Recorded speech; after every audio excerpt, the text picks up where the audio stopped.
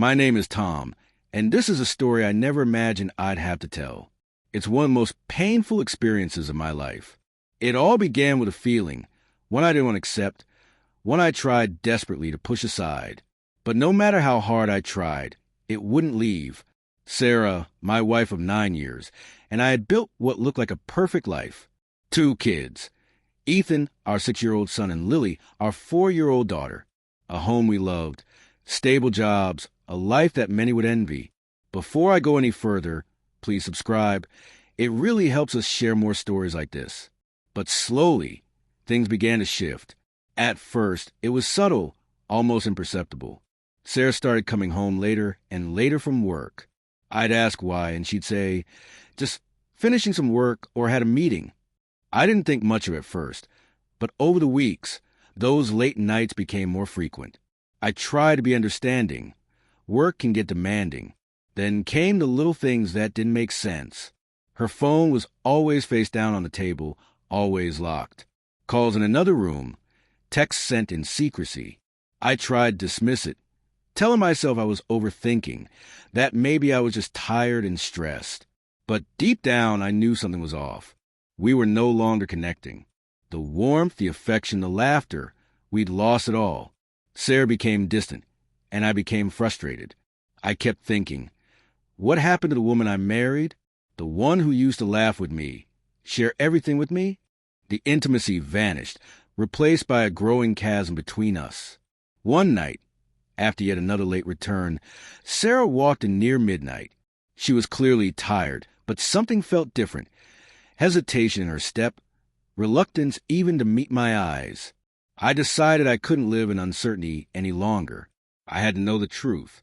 I did something I never imagined I would. I set up a hidden camera in our living room. I didn't know what I expected, but I told myself it would only be a few days, a brief glimpse of what was happening when I wasn't there. I had to find out if my suspicions were right. Was it just work, or was there something more? Part of me already feared the answer. The next day, after Sarah left for work, I reviewed the footage. My heart raced. At first, it seemed normal. Sarah walking in as usual, but then a man appeared behind her, tall, dark-haired, wearing a black jacket and jeans. I didn't recognize him. Who was he, and why was he here? My heart sank as I watched them. It wasn't just a casual greeting. They kissed. A deep, passionate kiss, the kind reserved for someone you love.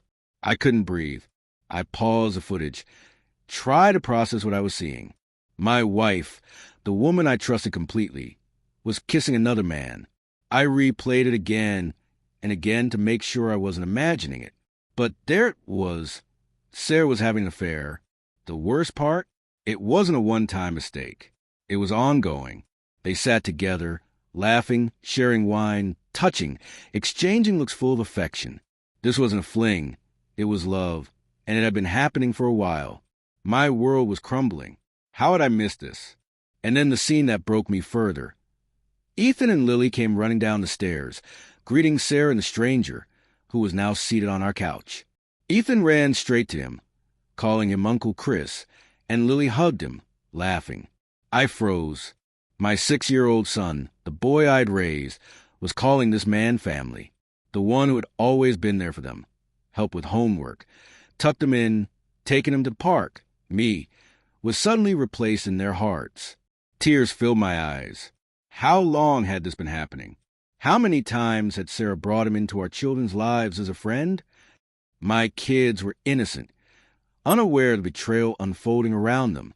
Their safe little world was being torn apart right before them. That night, when Sarah returned home, I couldn't hold it in. I confronted her, not with yelling, not with anger, but with the footage. I let her see her own betrayal. Her face, shock, guilt, shame, was something I'll never forget. She didn't deny it, didn't make excuses.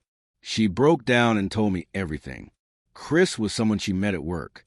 What started as friendship had grown into something more. She said she hadn't intended for it to go this far, but she had fallen in love with him over time. She claimed I had become emotionally distant, that she was lonely, that she needed someone to make her feel special again. And I had been so absorbed in work and life that I didn't even see it coming. It hurt more than words can describe. She blamed me, saying I hadn't noticed when she was slipping away.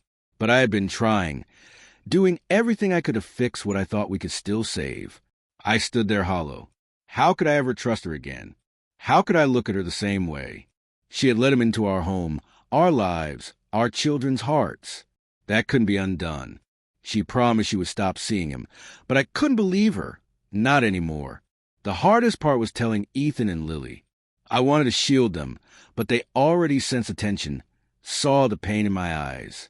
I promised them I would always be their father, always be there for them, no matter what.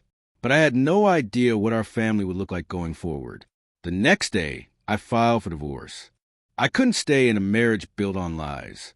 I couldn't live in a house where every corner reminded me of betrayal. This was about protecting my children, ensuring they didn't grow up in a broken home where trust had been shattered beyond repair.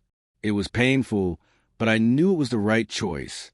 Sarah begged for forgiveness, said she'd do anything, but I couldn't undo the hurt. The kids would adjust, just as I would. One thing I promised myself, no matter what, they would never feel unloved. I would be their rock, their constant. Setting up that camera had been terrifying, but what I discovered wasn't just an affair. It was a collapse of everything I thought I knew. Even in this pain, I learned an important truth. Sometimes the hardest thing is facing reality, but it's the only way to move forward.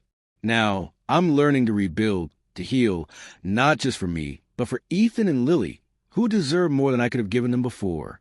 Together, we will move forward and find a way to be whole again.